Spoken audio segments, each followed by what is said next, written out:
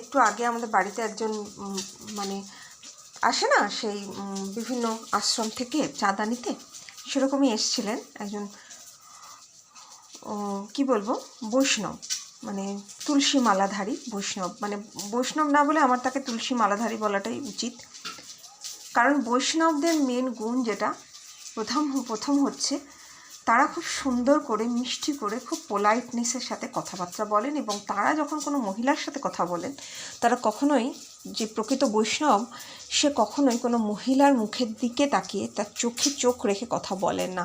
তারা কিন্তু, যেহেতু মহিলা হচ্ছে রাধার অংশ হিসেবে পরিগণিত হয়, সেজন্যে সবসময় পায়ের দিকে তাকিয়ে কথা বলেন। কিন্তু যারা মানে কোথাও নেই, কোনো কিছু রোজগার, কিছু আশ্রয়, এই জন্যে তুলসীধারী হন, তারা কিন্তু এসবের ধার ধারেন না। তো সেরকমই একজন এসেছিলেন চাঁদা নিতে। তো আমি ছিলাম তখন ঘরে। তো যেটা বলার, তো সেরকমই একজন এসেছিলেন আমাদের এখানে। তো ওনাদের মন্দির তৈরি হবে, সেই জন্যে ওনারা চাঁদা কালেক্ট করছেন। এবার যার যেমন সামর্থ্য সেরকমই দেবে। তো আমাদের যে পাশের বাড়ির যে দাদা, উনি 100 টাকা দিয়েছেন, সেটা ওনার মনঃপূত হয়নি। এখানে এসে বিভিন্ন ধরনের কথাবার্তা, ভগবত হেনা তেনা, মানে ধর্মের নামে ভয় দেখিয়ে কিভাবে মানুষের কাছ থেকে আদায় করা যায়, সেই রকম একটি পন্থা ইনি দেখালেন, যেটা আমার খুবই দৃষ্টিকটু লাগলো। বিভিন্ন ধরনের কথাবার্তা বললেন, যেগুলোর এখন বলতে গেলে ভিডিওটা অনেক বেশি লং হয়ে যাবে। তো সেটাই বলার, যে দেখুন, ধর্ম কিন্তু মানুষকে একটা শৃঙ্খলায় বাঁধে, সেটা কিন্তু ভয় দেখায় না।